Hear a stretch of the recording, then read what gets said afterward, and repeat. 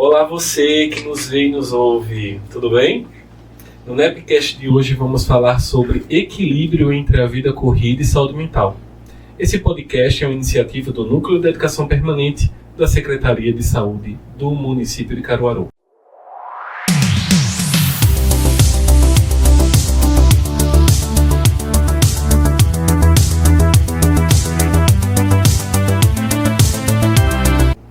Muito prazer, me chamo Leandro Aleixo, sou psicólogo, terapeuta holístico, professor universitário e é uma honra estar no episódio de hoje. E para o episódio de hoje temos a alegria de receber Rebeca Breiner, que é mulher, mãe, psicóloga, analista bioenergética e mestre em saúde mental. Rebeca, seja muito bem-vinda. Obrigada, meu bem. Eu pensei que você ia mesmo me chamar de batedora de tambor na rua. Também ativista. Porque é exatamente um termo que eu gosto de me descrever como ativista dos direitos humanos, né? Eu acho que enquanto psicóloga não há como não estar caminhando plenamente junto dos direitos humanos, né, Léo? Inclusive parte do nosso código de ética, é sempre bom a gente lembrar, né? Não existe psicologia que não seja política, né? Exatamente. Então hoje, no episódio de hoje, a gente vai falar sobre um tema que é muito caro e muito importante, principalmente quando a gente fala da contemporaneidade, né? Que é, acho que duas palavrinhas-chave que tem aí. Três, aliás, né? O equilíbrio, a vida corrida e a saúde mental. Eu fiquei refletindo muito sobre esse tema, sabe, Rebeca, por conta do lance de equilíbrio, né? Como é que a gente vai se equilibrar nesses tempos tão bambos que a gente precisa levar a nossa vida, né? Eu acho que primeiro a gente tem que destrinchar o conceito de equilíbrio, que hoje ele é muito pautado numa falácia, né, neoliberal, de que você precisa fazer tudo e ainda produzir, né? Produzir e ainda cuidar da saúde mental. Produzir e fazer terapia, produzir e fazer exercício, produzir e ter tempo para cuidar dos seus filhos, né? E aí esse equilíbrio ele é muito pautado num conceito quase inalcançável, né? Então muitas pessoas na busca constante pelo equilíbrio saem do prumo, desequilibram, e isso por vezes é o natural da vida, né? Dessa vida que a gente vive, né? Capitalista, da alta eficácia, né? Da alta produtividade, que naturaliza a correria, que naturaliza o adoecimento pelo trabalho, né, que exige que a gente seja grato pelo trabalho, né, por vezes, de exploração que a gente tem.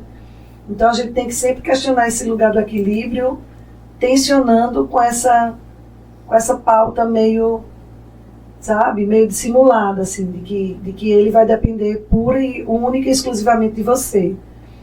E a gente sabe que não é, né? São vários contextos que fazem com que a gente permaneça e saia dessa linearidade, né? Que a vida não é essa linearidade constante. Então, por vezes, a gente vai desequilibrar também. Isso também vai fazer parte do processo de manejo da nossa própria saúde mental, né? De conhecimento e de manejo dela. A gente é da mesma geração, né? Dos 30 e tantos. E eu fico pensando muito de como é que as gerações posteriores a nós pensam sobre essa noção de equilíbrio, porque a nossa relação com a atividade laboral ela é muito, muito calcada nesse viés da perfeição, né? A gente precisa ser perfeito ou desempenhar um trabalho que tem excelência. E como é que fica a nossa percepção das imperfeições, né? E o imperfeito também tem muito de genuíno nisso. E a gente termina, enquanto geração, tendo um adoecimento muito geral disso, né? Então, será que as gerações posteriores elas conseguem perceber a roubada que é o que a gente se meteu?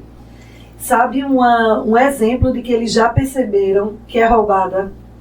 Em alguns lugares, né, corporativistas eu já percebi a geração da gente, né, os millennials, desculpa, gente, os oitentistas, né, dizendo que essa geração de agora não quer trabalhar, que eles são mais tranquilos, são mais folgados, eles não querem trabalhar. A geração Y está dizendo isso da Z, só que na verdade a Z já sacou que a Y está super bugada. porque comprou a ideia de trabalhar enquanto os outros dormem, né? A nossa geração foi prometido que teríamos bens materiais e vidas estáveis aos 30, né? Sem se dar conta da mudança sociopolítica, casa própria, da mudança socioeconômica política. Então, a nossa geração dos 80 foi a que comprou a ideia de trabalhar 12 horas por dia, de adquirir burnout aos 30. E a geração Z já percebeu que não é disso que se trata. Então, né, quando eles estão inseridos no contexto de trabalho que pode parecer abusivo, eles não vão ficar, porque eles já estão sabendo a que se dispõe, né? E aí, a gente não pode deixar de considerar a mudança, né, nos formatos de trabalho, né? Com a pandemia veio o home office, né, que é um outro formato de trabalho, que essa geração está comprando muito, né? A geração Z está muito inserida nesses contextos também de home office, de menos carga horária semanal, né? Então, sempre há uma mudança no contexto social que vai implicar diretamente na forma como a gente compreende o trabalho e em si mesmo como a gente trabalha, né? E aí eu te digo isso, você pode perceber, você, né, me conhece, já trabalhamos juntos por muito tempo, que eu já adoeci pelo trabalho, né? Eu já tive o diagnóstico da síndrome de burnout, enquanto psicóloga, enquanto pessoa da própria saúde mental. Então, depois que a gente que a gente passa pelo próprio adoecimento, que por vezes ele é tão naturalizado, né? Ele virou uma doença do trabalho a partir de 2022 pela OMS. Até então, ele era considerado um perfeccionismo nosso. Veja bem, eu nunca fui perfeccionista, né? Os processos de trabalho podem ser adoecedores e a gente tem que estar muito ciente disso e muito alerta a si mesmo, né? Por isso a importância do autoconhecimento, né? No processo de autocuidado com a gente. E uma vez que você desenvolve a síndrome, né, seja ele um adoecimento, episódios do burnout e tudo mais, você passa a ver os processos de trabalho com mais criticidade, né? E aí, consequentemente, o nosso limite para situações estressoras advindas do trabalho, ele fica realmente menor. O que pode ser bom, porque, né, é um sinal de alerta para a gente saber qual é o nosso ritmo, a hora de parar, a hora de reconfigurar os caminhos e tudo mais. Mas não é fácil passar por isso, a gente não deveria passar por isso, pelo próprio adoecimento, para achar o nosso ponto de equilíbrio dentro do trabalho, entende? Não tem como não pensar também sobre o recorte de gênero implicado aí, né? Que mulheres podem sofrer mais do que homens nesse processo de adoecimento.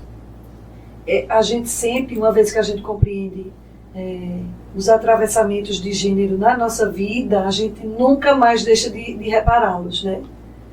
Por exemplo, dentro de um casamento heteronormativo, por vezes, e aqui eu não quero generalizar, porque longe de mim fazer qualquer generalização rasa, que já basta, né, do que a gente vê no dia a dia.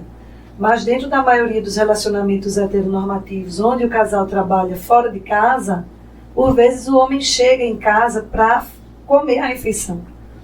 E a mulher chega em casa para fazer a refeição que todos vão comer, né?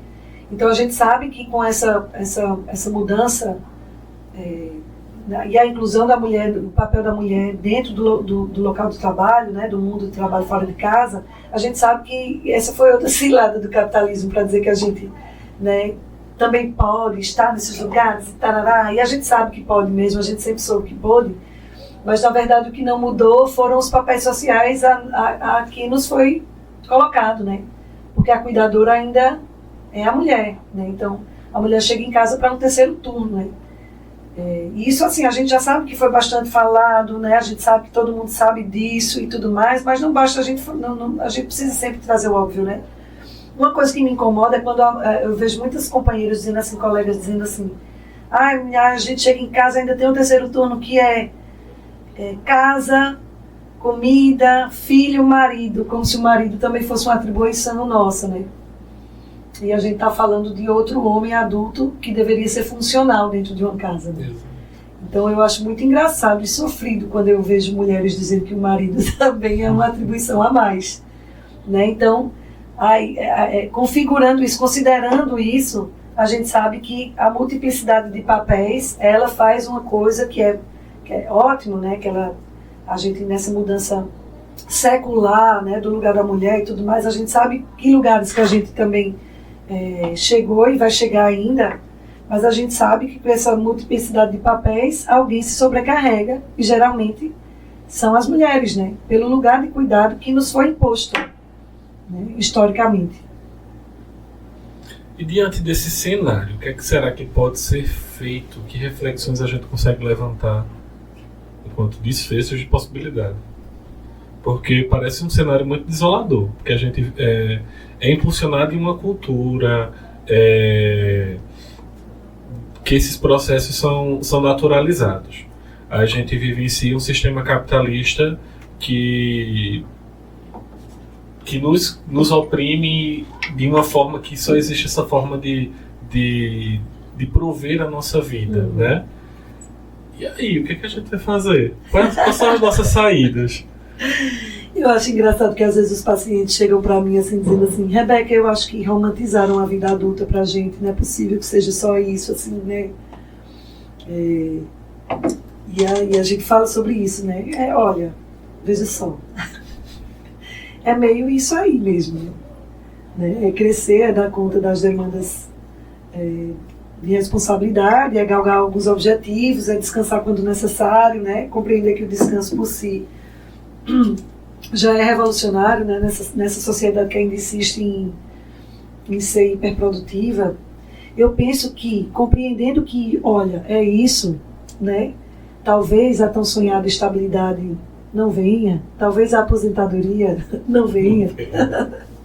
De que forma que a gente pode manusear, não sei se seria essa palavra, talvez manejar o nosso dia a dia, que recursos que a gente poderia fortalecer, que escolha de repertórios a gente poderia ter para desenvolver algum equilíbrio real, possível, dentro dessa vivência, dessa jornada, né, de endurecimento que é a própria vida adulta, né? Então eu creio muito nesses fortalecimentos dos nossos recursos, né, internos. E aí a gente vai contar com o que a gente tem, né? Então, o seguinte, o nosso corpo, enquanto psicoterapeuta corporal, a gente sabe que ele está muito atrelado à nossa saúde emocional, obviamente. O nosso corpo, ele dá muitos sinais, né? Quando ele é negligenciado em prol do trabalho, em prol do cuidado de outro bem, ele vai dar sinais. Então, recursos que facilitem a escuta desse corpo. Qual é a necessidade desse corpo? Se você está com fome, você precisa parar para almoçar. Você precisa parar para jantar, para dormir, para descansar, para fazer nada. O seu descanso não precisa ser um tempo produtivo. Você não precisa descansar lendo. Você não precisa, no seu tempo off, responder e-mails, sabe? Prezar pela necessidade do corpo. Se a necessidade do corpo é de se alimentar, é de descansar, de dormir, cede, né? Que outros recursos a mais você pode, né, ter como auxílio? O próprio processo psicoterapêutico pode te ajudar a perceber os teus limites, né? Por vezes a gente não sabe quais são os nossos limites até eles serem explorados, né? Então o processo terapêutico ajuda nisso, né? Costumo dizer que a gente nem todo mundo precisa de terapia, mas todo mundo merece, né? Então, no momento em que o processo terapêutico ele auxilia no autoconhecimento, tanto a ponto de você saber qual é a hora de você solicitar ajuda profissional. É para isso que serve, né? Então, você poder contar com o processo terapêutico para se conhecer, para saber seus limites e para respeitá-los, né? Creio que contar com o apoio das pessoas, né, dos afetos das pessoas, sabe? Tem amigo que tira a gente, que mete a gente numa cilada, mas também que tira de cada roubada, né? Que possibilita os descansos, as pausas necessárias, né? Os cafés que precisam ser mantidos apesar da vida corrida, né, Leandro Aleixo? Exatamente. Que a gente tenta, que a gente marca e não consegue pela demanda do dia a dia, sabe? Manter os afetos presentes na nossa vida, eu acho que fazem muita diferença para a manutenção da nossa saúde emocional. Ter tempo para a família, ter tempo para o nadismo, né? Ter tempo de contato com a natureza, que é cientificamente comprovado que melhora a nossa saúde mental, né? Fortalece. Se nutrir tanto dos alimentos que fortalecem, quanto dos afetos fortalecedores, sabe? Parece bobagem, mas não é, né? Porque é simples, né? São coisas simples. A gente não está falando de uma viagem caríssima que vai fazer com que você, né, não tenha o custo para fazer, para realizar, e aí você, enfim, sabe? se disponibiliza mais, às vezes a viagem acaba sendo mais cansativa, não que não seja extremamente gratificante uma viagem, mas que talvez alguns recursos que a gente, né, tem à nossa disponibilidade, mais simples possíveis, estão muitas vezes no nosso dia a dia, a gente nem percebe, pela correria. E eu insisto em dizer que não é o nosso ritmo natural, por mais que pareça hoje em dia, né? Quando a gente encontra alguém na rua, geralmente, e aí, tá tudo bem? Correria, tudo corrido. Na correria. Como se esse fosse o nosso ritmo natural. E eu não acho que seja, né? O que é que tu acha? Eu acho que não. Eu penso muito em uma coisa que eu aprendi com a bioenergética, que é a importância de aterrar, né? De colocar os pés no chão, de fincar esses pés no chão e ter essa noção de presença no que a gente está fazendo no hoje, no agora. Porque a gente fica tão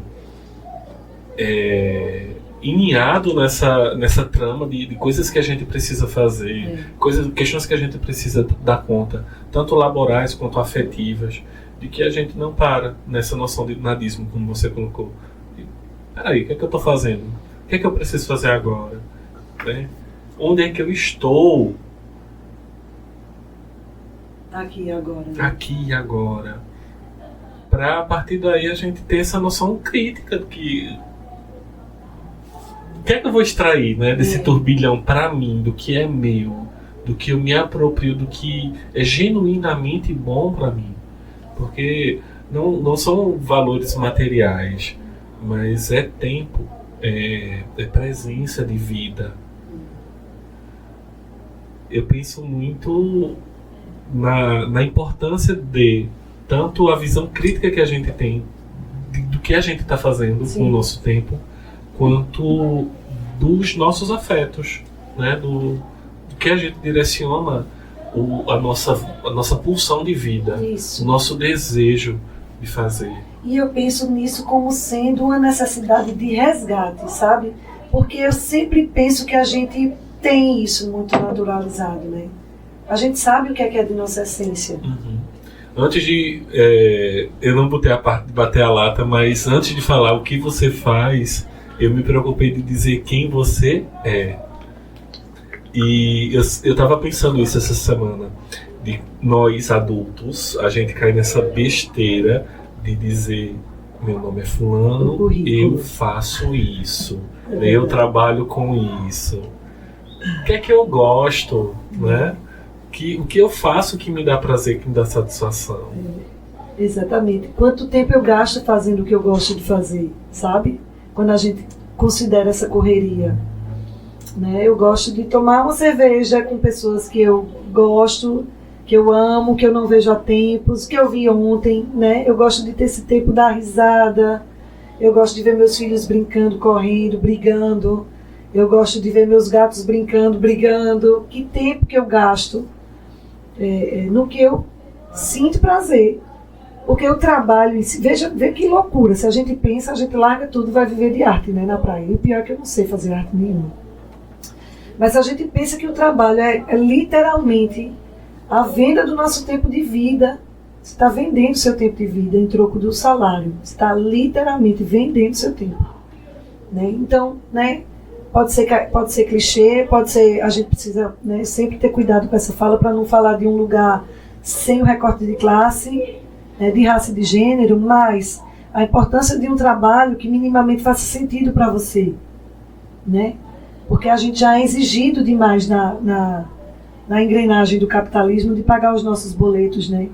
Então, minimamente que seja vendendo o nosso tempo com algo que faça algum sentido para a gente, né? Que seja respeitoso para a gente enquanto individual, né? Enquanto pessoa. Esse lugar de trabalho. A gente sabe da realidade do Brasil, a gente sabe que não é fácil, né? Mas sabe que a gente precisa estar atento a isso também constantemente. Quando eu falo da necessidade, da possibilidade de resgate do que é essência para a gente, é porque a gente sabe o que nos faz bem, até a gente começar a ser exigido, né, pela produtividade, pela eficácia, pelo cumprimento de horários. Né? Então, a gente é facilmente deslocado pela produtividade capital do que a gente é em essência. E eu acho que a grande sacada da nossa vida, e talvez o nosso grande desafio, vai ser a gente estar constantemente voltando para esse lugar de essência, apesar da vida, né? Porque a tua fala me fez perceber o quanto a gente está numa epidemia de ansiedade, né? Se foi a depressão, eu acredito que já foi a depressão, né?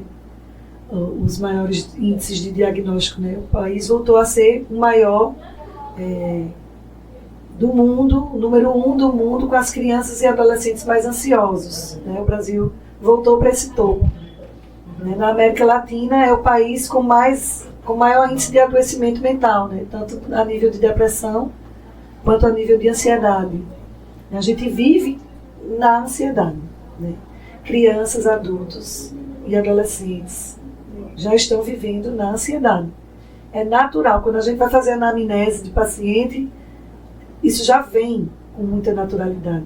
E eu acho que a rotina de vida que a gente segue, ela já nos insere nesse contexto, em maior ou menor grau, sabe? Porque a gente sabe que tem uma ansiedade que é considerada até normal, que é a ansiedade que faz a gente cumprir horário, né? Ser pontual, planejar uma viagem, né? Entregar nossos objetivos, nossas metas e tudo mais.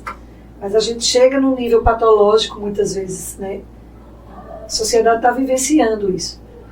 E aí eu fico pensando assim, acho que só quem não é ansioso me lembra Manuel Barros, né? A vida de Manuel Barros no meio do mato, vendo as formiguinhas trabalhando. Eu acho que só quem vive dessa maneira, e olhe lá, que não tem algum nível de ansiedade no nosso século XXI, em pleno 2024, né? E a própria noção de ansiedade, como você bem falou. A gente, quando fala de ansiedade, já pensa na patologia. Mas a ansiedade é um sentimento, ele é mobilizador de vida. Mas a gente vive tão mal resolvido com os nossos próprios sentimentos que a gente já pensa no viés patológico. É naturalíssimo a gente se sentir triste ou melancólico em algum momento. Não é uma depressão. É normal a gente, quando tem algum evento importante da nossa vida, a gente se sentir ansioso.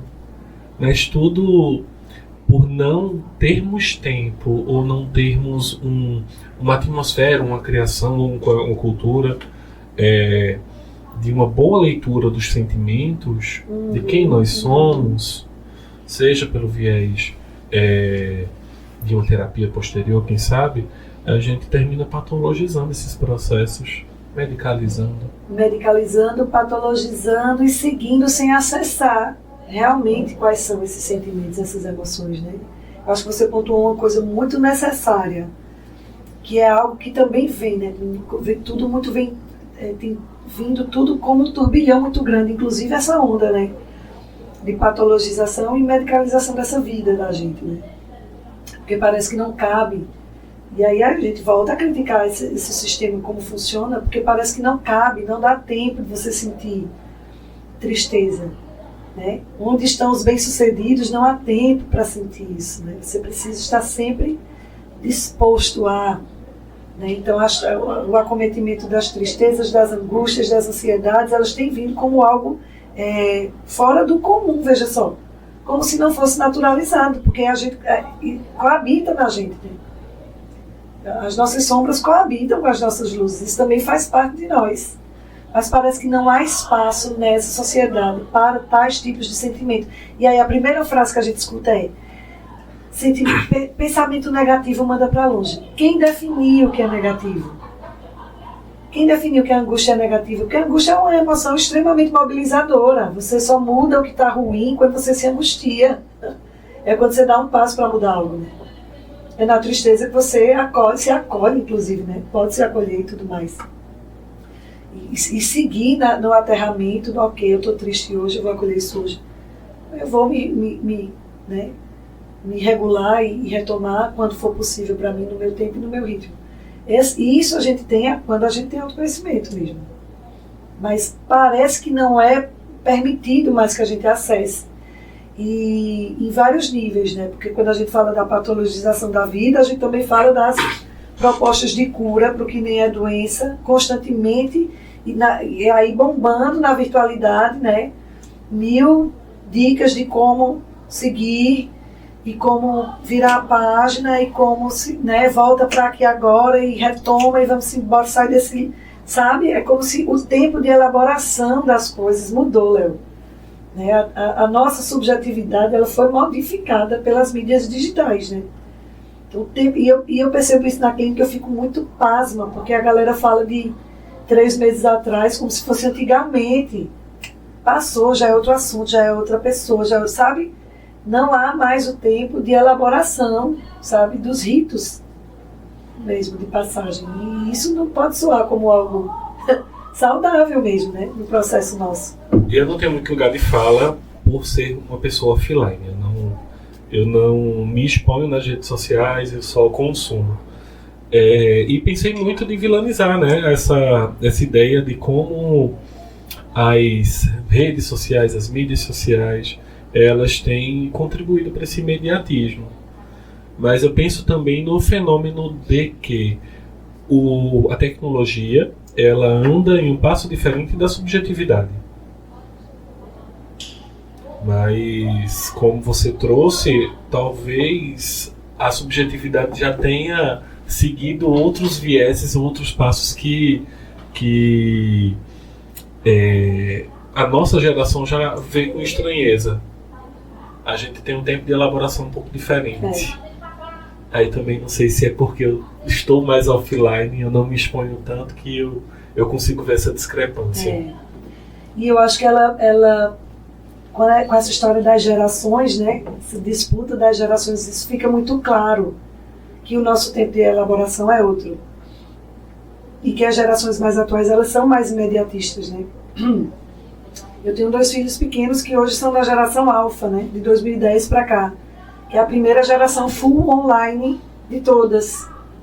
A gente ainda pegou fita cassete. Exatamente, a Z também pegou, né? Porque é de 97, eu acho, a Z. Né? A gente pegou uma infância sem internet. Exatamente. Os nossos filhos não. Eles já nasceram no Wi-Fi, né?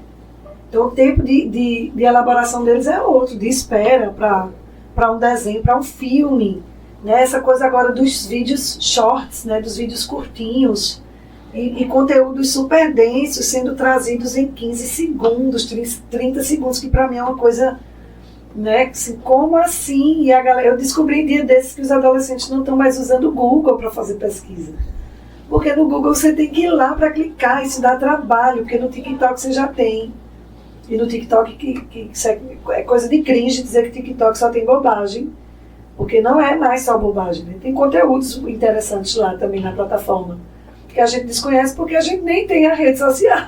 Eu não tenho. Eu também não. Né? Porque eu sou cringe, eu não vou no mundo dos vídeos. Mas está lá, é real, já está acontecendo. Né? A nossa forma de consumir já é diferente da deles. Quando você fala anda em tempos diferentes, a tecnologia, a subjetividade, talvez, mas moldou um bocado dos comportamentos. Né? Moldou. Dia desse eu estava ouvindo um podcast falando sobre a produção cultural dos shows, né? Que agora não são mais só shows, né? São grandes espetáculos audiovisuais, porque precisam constar nas mídias digitais. Então artistas como aquele Roger Waters, que veio agora em final do ano, né? Do Pink Floyd e outros, que quando vem fazer um show aqui, ele faz um espetáculo audiovisual, a Taylor Swift, que troca 200 vezes de roupa, que muda de cenário, porque aquilo precisa constar na mídia digital e você precisa constar, você precisa postar que você esteve lá, né? E eu não quero fazer disso uma discussão rasa de posta ou não posta, porque já é esperado que você poste. E aí, mês passado em abril eu fui para um show de uma banda que eles não, era uma banda estrangeira e eles não permitiam a filmagem, nem a fotografia do show. E você precisava ver a galera detonando a banda, porque era inacreditável você, como fã, ir lá e não conseguir fazer o registro. Inadmissível. A gente ficou, como assim? Isso é mais importante. Quem era o fã da banda continuou indo, o show foi incrível, no final eles abriram para você fazer um vídeo, porque era o suficiente. Parece que a gente não se contenta mais com o suficiente, né? E isso faz parte dessa corrida louca, né? Quando a gente faz o link com o nosso começo de assunto, da eficácia, o suficiente não é mais. Sabe?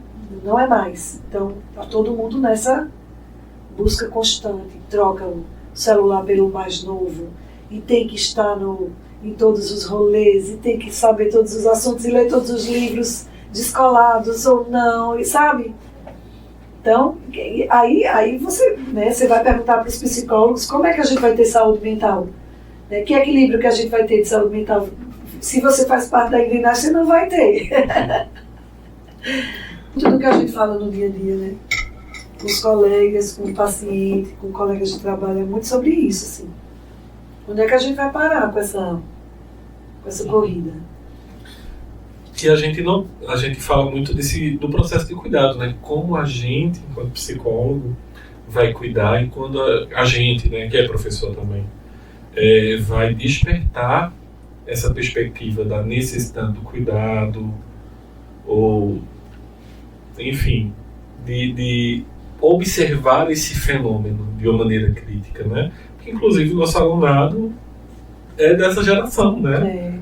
Que está vivenciando isso, que não está pesquisando no Google, está pesquisando no TikTok, está pensando nesse processo de cuidado, nesse viés imediatista também.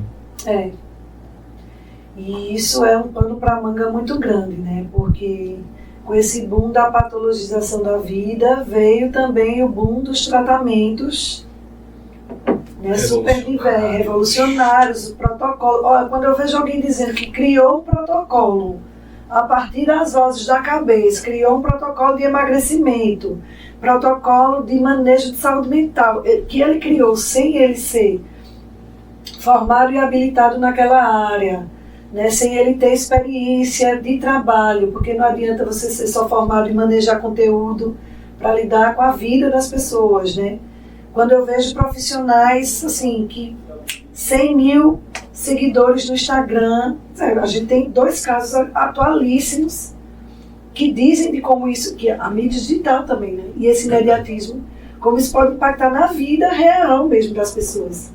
No final do mês de maio e comecinho do mês de junho, a gente teve 2 pessoas que eram, né, uma era empresário e a outra era uma influenciadora digital de Manaus, que morreram porque toparam um tratamento, um protocolo de emagrecimento, de peeling, proposto por uma pessoa que tinha 100 mil seguidores na rede, que tinha 4 clínicas, que era empresária, mas não tinha formação para aquilo. É porque as pessoas não querem nem esperar o tempo de formar, sabe?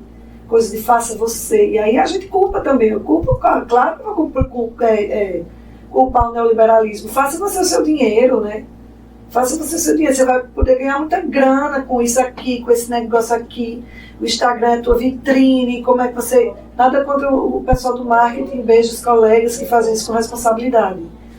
Mas, né, quem está sendo exaltado nesse lugar de revolucionário da cura, do tratamento, sem formação, porque tem gente que não espera 5 anos, você precisa estudar 5 anos, você precisa ter formação continuada, você precisa ter experiência, ter se beneficiado com os próprios processos, né, de cuidado, de tratamento, para aí sim ofertar para outra pessoa com responsabilidade.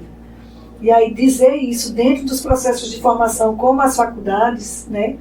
Olha, não é assim, né? Eu faço parte do Conselho de Psicologia, tive nas faculdades agora no final do mês de maio, dizendo para os alunos de psicologia, olha, existe um código de onde a gente se norteia, a gente não pode trabalhar a perspectiva de cura, né, doença e cura, que não se trata disso, psicologia não faz isso, né, que está sendo vendido aí com os e-books caríssimos para você manejar a sua ansiedade, a sua depressão, sem você tratar motivações, né, desses adoecimentos emocionais e tudo mais. Então, até nisso, né, até na forma do cuidado, esse formato de vida, esse sistema de vida, ele está interferindo.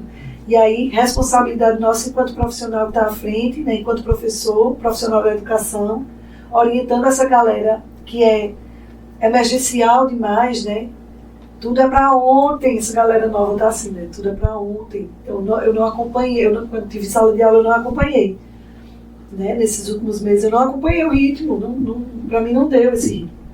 Porque a gente tem outro, né? E eu preciso respeitar o meu ritmo. Sabe a coisa do autoconhecimento? Não dá para eu seguir o mesmo ritmo, é outro. Então, eu estou em outro lugar de vida, eu tenho outros objetivos. Né? Hoje eu quero fazer menos, trabalhar menos, fazer nada, não ter agenda cheia, eu preciso ter tempo de tomar café respirando, sabe? Então hoje eu já sei, para eu chegar nisso, obviamente eu precisei adoecer, foi péssimo, mas hoje eu já tenho esse lugar, né? De onde eu posso falar, né? Então, e aí perceber essa urgência nessa galerinha que chega também é, né, doído, assim. Ao mesmo tempo que, veja, quando a gente falou mais cedo, né, que eles estavam mais ligados em outras formas de trabalho, dependendo de quais sejam, essas também podem adoecer. Que é essa coisa da turma do faça você mesmo, né? Você vai conseguir tudo que quer, você vai ser responsável pela sua felicidade, você faz e acontece. A gente tem que estar muito ligado também nesses discursos para essa meninada jovem. O foco no produto, o foco no resultado. Isso. E a fenomenologia ela vem com uma perspectiva muito, muito brilhante quando aponta que o foco não é na cura, mas na procura, na busca, no processo, em perceber o caminho que a gente percorre, não um ponto de chegada. O cuidado ele não se faz em uma linha final onde a gente precisa chegar, mas um processo, uma jornada que a gente precisa percorrer, seja para o autoconhecimento ou seja para a obtenção da aquisição de um conhecimento, como você trouxe sobre a importância da educação continuada, do processo de graduação e de se beneficiar do que você está tentando ofertar para o outro. Isso. Se não perde a beleza, né? Se o foco é o resultado, perde a escuta. A nossa profissão, por exemplo, é um lugar de escuta, né? A gente não chega ofertando cuidado para o outro. A gente precisa saber do que é que o outro precisa. E o caminho, ainda a coisa do resgate, né? Porque a gente já tem a resposta na gente. Todo mundo tem a resposta. Não é a gente, nós não temos o direito de definir, obviamente, vamos separar aqui. Direcionar terapeuticamente é dever e função do profissional e da profissional de psicologia. Definir o formato de cuidado e os caminhos a serem seguidos para que aquela pessoa alcance o que quer que seja, não é de nossa responsabilidade, porque essa pessoa sabe qual é o processo dela. O nosso papel é de ir junto como copiloto, né?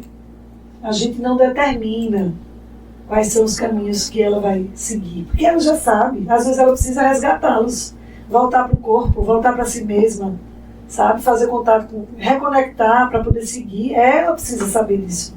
Não somos nós que definimos. Então atentem aí quando vocês virem, né, que está bombando aí nas internets da vida, as pessoas que vêm com esse discurso de, olha, né, da oferta do trabalho, do resultado imediato, do te ajudo, né, eu te ajudo a isso e aquilo. Olha, eu só te ajudo se tu permitir, né, para começo de conversa, assim, se você se disponibilizar eu posso estar aqui disponível para, né? Então são coisas diferentes, assim, cuidado com profissionais de saúde, de qualquer que seja a área, que se apresenta como um direcionador, um guia, gente. Cuidado com os guias, né? Definindo os nossos comportamentos na vida, o que é que nos faz bem, o que é que nos faz mal, né? O que nos faz bem e o que nos faz mal. Cuidado com os guias, né? Que definem aí o nosso cuidado. A gente sabe, sempre teve em nós, né? E a gente sabe o que é que causa esse afastamento da essência. Que é tudo isso que a gente trouxe até aqui. Justo. E a gente está chegando num momento muito triste. Eu não queria fazer isso, mas a gente precisa encerrar o episódio. Por mim, a gente ficava aqui, acho que a gente organizaria um material para uns 3 episódios de boa. Mas, infelizmente, a gente está chegando ao fim do episódio de hoje. E foi uma conversa muito saborosa, apesar de um tema tão engatilhador. Isso, verdade. Queria agradecer a tua presença, Rebeca, e deixar o microfone aberto para você se despedir da nossa audiência. Primeiro, muito obrigada. Eu acho que estava até na hora da gente encerrar, porque vocês estão percebendo que eu estou ficando rouca, né? Essa coisa do clima meio louco de Caruaru. Eu queria agradecer a você, dizer do meu imenso amor por você, você sabe disso, você é um amigo querido de muitos anos, que a psicologia me deu. O que você me chamar, eu topo. Né? Agradecer à Secretaria de Saúde, um lugar de muitos amigos e muitos afetos que eu tenho até hoje. Lugar por onde sempre transito, sempre volto para dar um oi, para dar um abraço.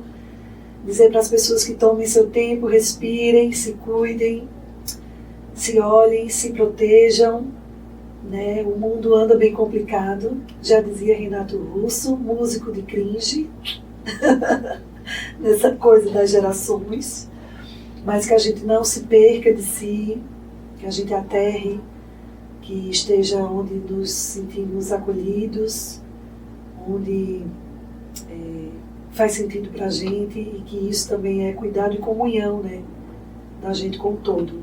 Se cuidem, estou por aí, continuo transitando na psicologia clínica, no SUS, que é o lugar que amo, estou nas redes sociais, né, numa relação meio dúbia, hora estou lá, hora estou out, total, mas acessível.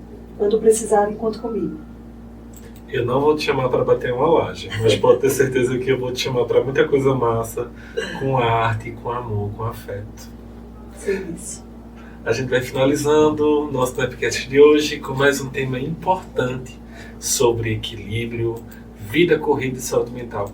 Agradecemos a minha convidada querida, maravilhosa, e a você que continua nos acompanhando nas redes sociais, @prefcaruaru e @nepcaruaru. Até uma próxima.